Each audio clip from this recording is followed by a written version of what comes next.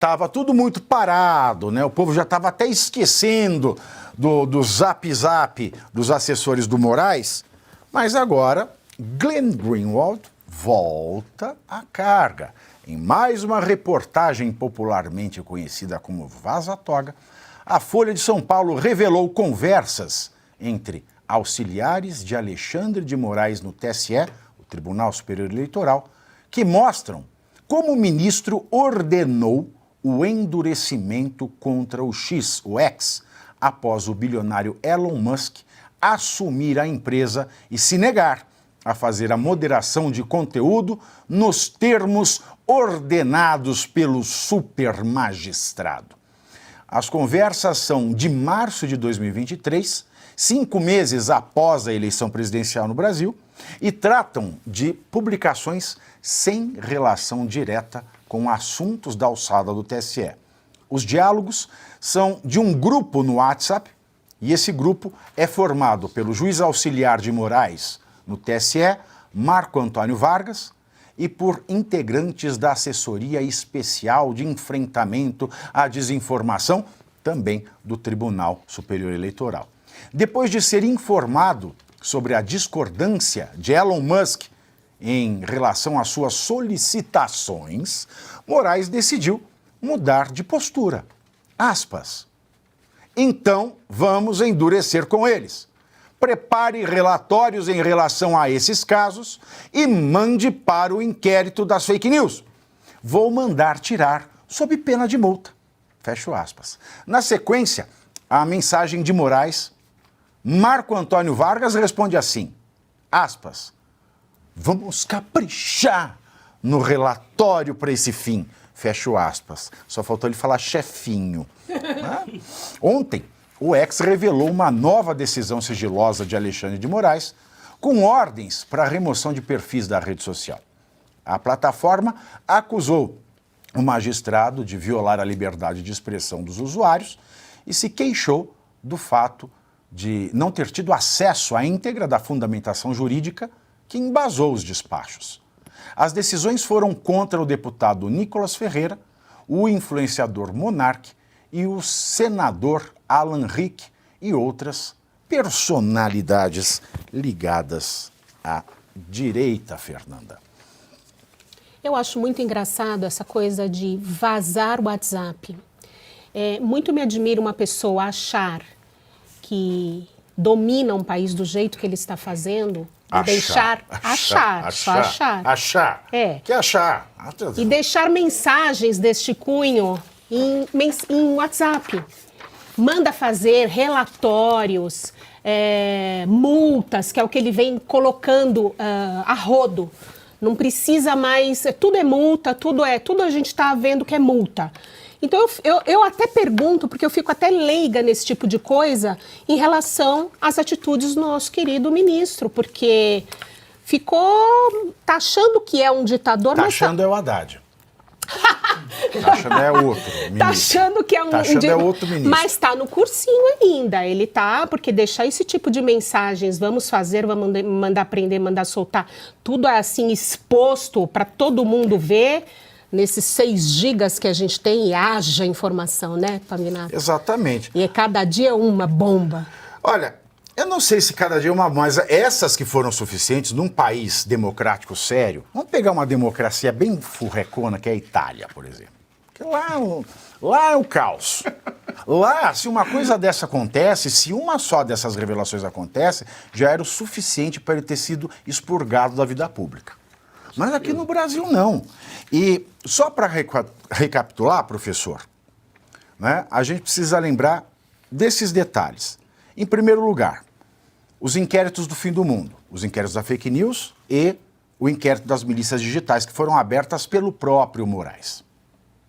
O que diz o artigo 43 do Regimento Interno do STF? Ocorrendo infração à lei penal na sede ou na dependência do tribunal, ou seja, do Supremo Tribunal Federal, o presidente instaurará o inquérito se envolver autoridade ou pessoa sujeita à sua jurisdição. Ok? Ele só vai instaurar o inquérito. Instaurar. O artigo ele não fala mais nada, além de instaurar inquérito. Porque prestem atenção nisso aqui, que esse é ponto que ninguém vê. Uma coisa é você instaurar um inquérito, professor. Outra coisa é você presidir um inquérito. Você instaurar um inquérito nada mais é do que você abrir um inquérito. Deu andamento ao inquérito. Está lá, colocou um número, tem um número oficial para quem quiser pesquisar, quem for lá, se é sigilo, eu quero ver, eu quero desse número. Instaurar isso. O que o Alexandre de Moraes está fazendo?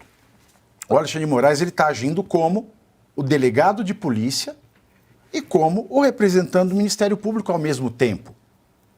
Sim. Como instaurador do inquérito, ele tão somente abre. Mas isso se acontece dentro das dependências do STF, e o artigo é muito claro, e em direito penal você não pode ter interpretações extensivas. É a regra constitucional do princípio da legalidade estrita. Então ele não podia abrir esses inquéritos, de jeito nenhum.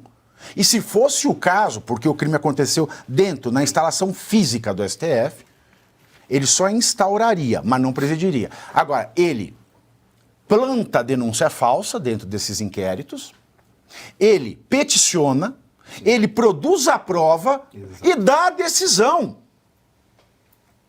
Por mais que, se fosse o caso do crime ter ocorrido dentro da sede do STF, ele só instaura, ele não poderia presidir e fazer o que ele faz. É esdrúxulo o que aparece pra gente. Ele não pode fazer absolutamente nada de... E aí você vê a mensagem dele. A mensagem dele, não estou gostando. Agora faz um relatório, usa da sua criatividade, chuchu, que eu quero chegar rasgando na multa. Aí outro fala, sim, chefinho. Bem isso. Mas basicamente é isso mesmo. É curioso que a exposição que você apresentou mostra, claro, primeiro ele preside algo que já começa com vício de origem, porque ele não poderia instaurar.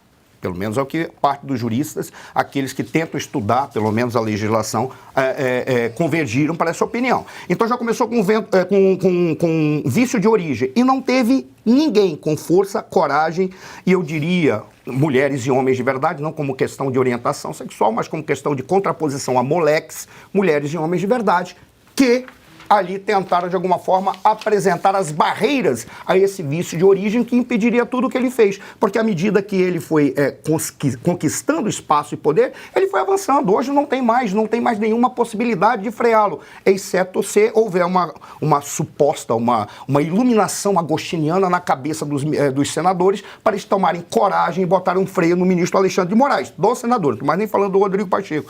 Quando a Fernanda falou a respeito da coragem que ele tem, talvez esse seja um vício que o Alexandre está cometendo, ele adquiriu, e ele está cometendo erros sucessivos, que eu lembro quando eu tinha 17 anos, e no meio do paraquedismo, havia algo que sempre se dizia, no dia que você, como paraquedista, perder o medo, pare de saltar. Por quê? Porque você começa a ser displicente com os instrumentos e negligente em relação ao ambiente no qual você vai saltar. A tendência é a morte. A pessoa morre, que foi uma razão pela qual parou o paraquedismo lá em Manaus, que eu sou de Manaus. Alguém chegou a ter essa negligência, saltou, não verificou a dobragem do paraquedas de uma forma adequada, ele charutou, caiu e morreu. Talvez o Alexandre de Moraes esteja caminhando nesta direção e nesse sentido, porque ele perdeu totalmente o medo.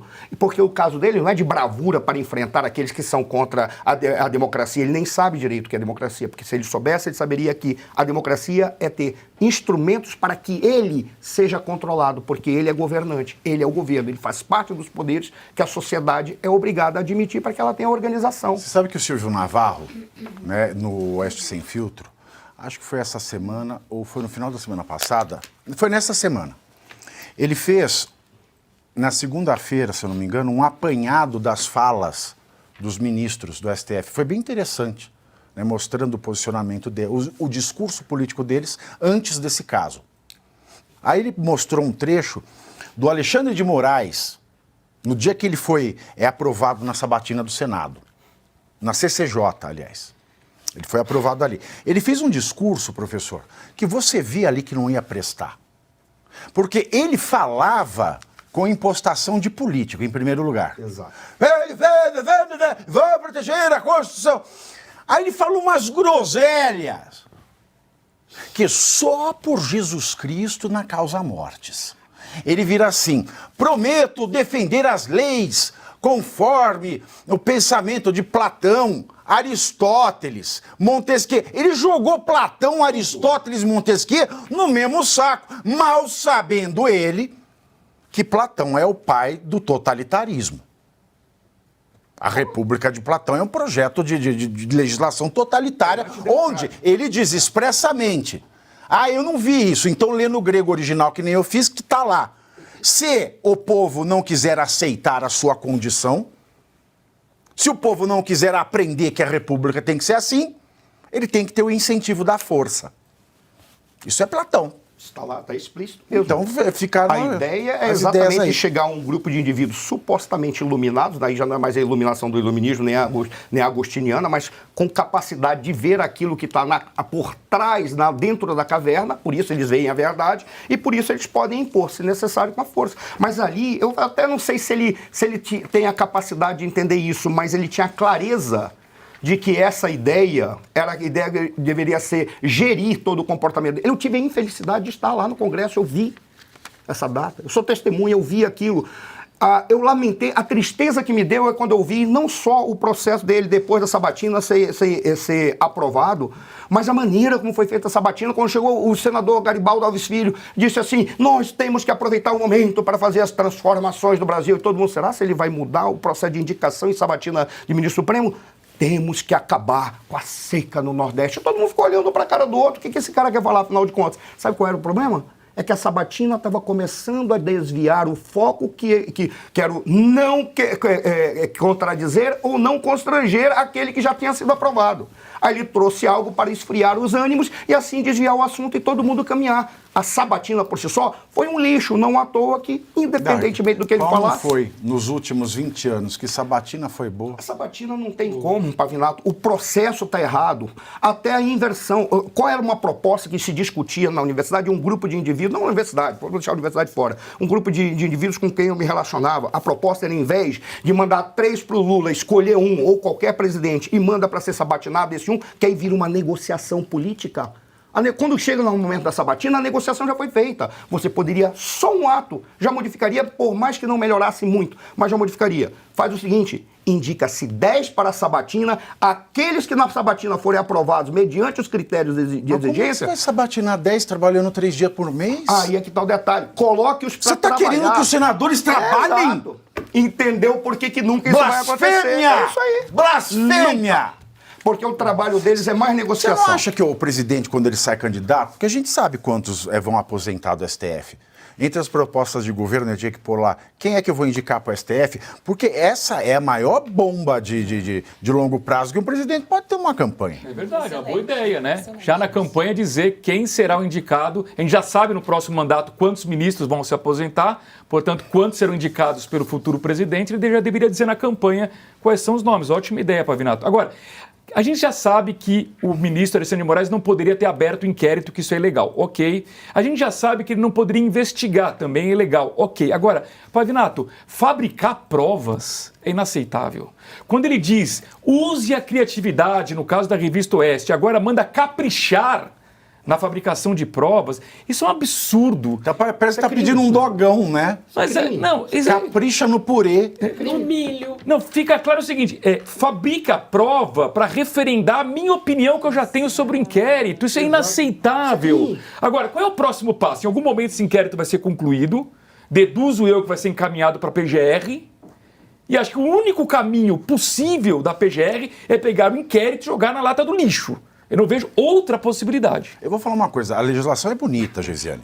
Se você pega, né, lei do impeachment, Código Penal, Código de Processo Penal, regimento das casas, Constituição, se você põe para tudo andar em sistema, funciona. Você põe para andar em sistema, o senador corrupto, ele é afastado pelo judiciário. E o juiz corrupto, no caso do STF, ele é empichado pelo Senado. E o Senado ainda ele tem direito de recall com o ministro, porque ele aprova na sabatina ou não.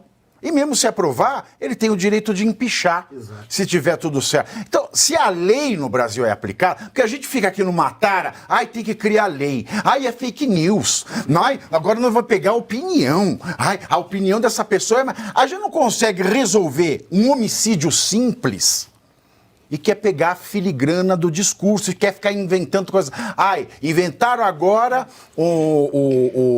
como é que é o negócio lá que o povo usa para achar metelança de final de semana? O Tinder, né? O Tinder. Eu não posso usar essas coisas. Né? Eu já estou aposentado também, eu sou frígido, não tenho vida pessoal. Aí o povo vai no Tinder. Uma novidade, precisamos regulamentar. Quando a gente já tem lei suficiente. E esse monte de lei suficiente já não é usado. Olha, eu acho interessante, quando eu estava estudando para essa matéria, é interessante a gente colocar uma coisa aqui nessa discussão. Lá em 2022, um pouco antes das eleições presidenciais, o TSE, ele firmou parcerias, esse é o termo, firmou parcerias com as redes sociais, com o objetivo de que essas redes sociais não difundissem fake news e discurso de ódio. Não sei se você vai lembrar, mas, por exemplo, quando você entrava no Instagram, matérias relacionadas ao processo eleitoral vinha com uma tagzinha do TSE, que quando você clicasse, te direcionava para um site oficial do governo para dizer se aquilo dali era verdade ou não. Ou seja, na prática, o governo que ia chancelar, de acordo com o que ele entende que é verdade ou não, seria uma espécie de Deus Supremo. Isso acontecia tanto nas postagens de influenciadores, de jornais, portais de jornais, tinha lá essa tagzinha. O que acontece é que neste mesmo período o Elon Musk compra o X, o Twitter na época, o atual X, e aí, quando a gente tem acesso, agora a gente faz o corte e volta para cá, para 2024, quando a gente tem acesso a essas mensagens lá do passado, a gente consegue atestar na prática de que o Alexandre de Moraes usou e aparentemente continua usando todo o aparato institucional para vingança, porque o X não firmou a tal parceria. O X fez o contrário, criou aquele sistema de notas, nós até mencionamos aqui, acho que segunda, com a Dani, criou aquele sistema de notificação, né, onde o próprio usuário coloca ali se aquela informação é verdadeira ou não, e anexa as fontes, né, então, olha, o céu é verde, opa, pera lá, tem um site aqui, científico e tal, está dizendo que o céu é azul, portanto, esse tweet ele é falso, ou seja, o próprio Twitter chancelou, o sistema dele, ele conseguiu regulamentar, exato, ele conseguiu faltas pela própria sociedade, veja, e não por um grupo que é contratado, esse que selecionado ou imposto. É exatamente esse que é o ponto. Essa que é a jogada. Quem defendeu de fato a democracia e permitiu que ela existisse ali dentro foi o Elon Musk dentro do Twitter. Agora, quem diz que vai fazer isso é o governo. Não, o governo, ele quer ter o poder em cima dessas big techs, de todas elas, para dizer o que é verdade ou não. Então, essa mensagem do Alexandre de Moraes, porque a mensagem é dele, tá? Essa mensagem o Alexandre de Moraes não está no grupo, mas o Marco Antônio, ele encaminha essa mensagem para o grupo que o Alexandre de Moraes não está. Portanto, a autoria da mensagem é dele. Ele fala com todas as letras. Então, vamos endurecer, porque como assim o Elon Musk ousou... Como assim o Elon Musk ousou peitar o ditador? Então, vamos endurecer. Prepare o relatório, ou seja, forje provas, isso é crime. Prepare o relatório e esses casos mande para o inquérito da fake news, um inquérito que nem devia existir. E aí ele vai o quê? Vai dar multa, porque ele adora, é pior que guarda de trânsito, ele adora dar multas. Ele é pardal, ele é pior que pardal. Só para eu concluir olha para ver como isso desemboca desde o vício de origem, a maneira como foi estruturado. Quando eu estava falando da questão da sabatina, era o inverso que a gente falava, era se você joga para o Senado sabatina 10, escolhe 2 e manda o presidente escolher entre os 2 que ele demonstrou, você já evitaria aquilo que é o processo de negociação política, porque a negociação política ficaria mais dificultada com tanta gente envolvida para negociar. E qual é a grande questão? Peguemos a simbologia do Alexandre de Moraes no 7 de setembro, que é a simbologia que o Lula quis colocar lá. Ele não quis dizer que nós estamos junto, executivo e judiciário, governando o Brasil contra os desmandos ou os erros que acontecem no legislativo, judiciário, o executivo contra o legislativo. Da Atena, hein? Oi? Tá parecendo da Atena. Não, mas espera, só para concluir. Por qual razão que ele está, que ele faz isso? Ali, ele não está referendando.